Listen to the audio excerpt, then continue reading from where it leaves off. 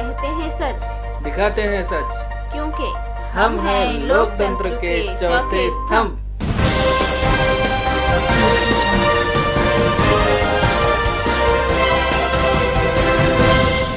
डिग्रस तालुक्यातील साखरा गावातील गावकऱ्यांनी केले लोकसभा निवडणुकीचा बहिष्कार। कोणत्याही खासदाराने गेले कित्येक वर्षापासून साखरा गावाची प्रगती केली नाही, म्हणून गावातील लोकांनी लोकसभा निवडणुकीचा जाहीर बहिष्कार केला आहे।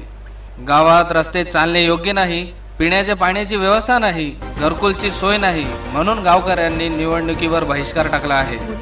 येणाऱ्या निवडणुकीसाठी कोणत्याही उमेदवाराला प्रचार करण्यासाठी गावात येऊ देणार नाही आणि कोणत्याही प्रचार वाहनाला गावात फिरू देणार नाही। एवढेच नाही तर कोणत्याही गावकऱ्याला मतदान सुद्धा करू देणार नाही, असे फलक लावून गावकऱ्यांनी आपला निषेध व्यक्त केला आहे। या विषयावर सविस्तर माहिती सामान्य गावकऱ्यांनी दिली। मी पवन आडे, साखरा गावचा रहिवासी, तालुका दिग्रस। आम्ही वेळोवेळी तहसीलदार साहेब, कलेक्टर साहेब आणि BDO साहेब यांना वेळोवेळी निवेदन दिले की गावाची परिस्थिती खूप खराब आहे। गावाच्या लोकांना घरकुल भेटले नाहीत, रस्ता बराबर नाहीत, गोरगरिबांचे काम अजूनही झाले नाहीत आणि पाण्याची समस्या अजूनपर्यंत मिटलेली नाहीत। खूप 60 वर्षापासून खूप वर्ष झाले अजूनपर्यंत पाण्याची समस्या मिटलेली नाहीत। गावाकडे कोणाचंही लक्ष नाहीत। जसं लोकसभेचा उमेदवार निवडून येतो आणि गावाकडे लक्ष देत नाही, म्हणून आम्ही साखरा गावकरी वर्ग बहिष्कार टाकलेला आहे। गावातून कोणालाही वोटिंग देणार नाहीत, हीच आमची विनंती आहे, हीच आमची मागणी आहे। माझं नाव रामेश्वर नरसिंग राठोड, राणा साखरा, तालुका दिग्रस।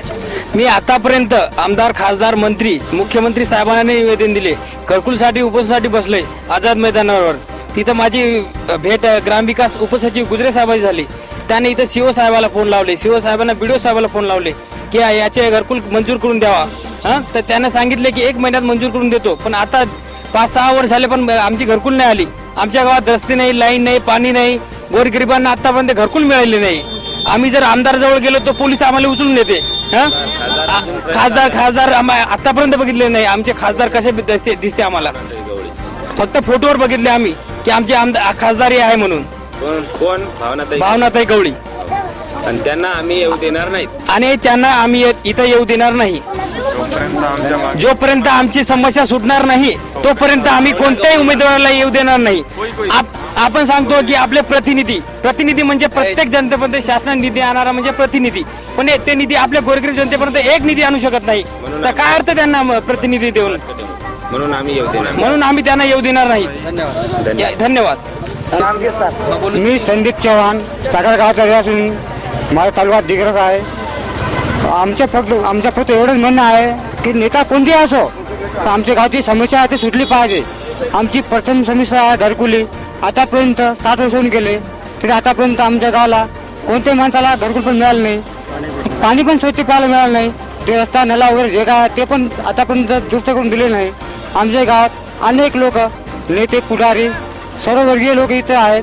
त्या सर्वांची एकच समस्या आहे, तर आमच्या गावाची समस्या आहे ते सर्व दूर करून द्यावे।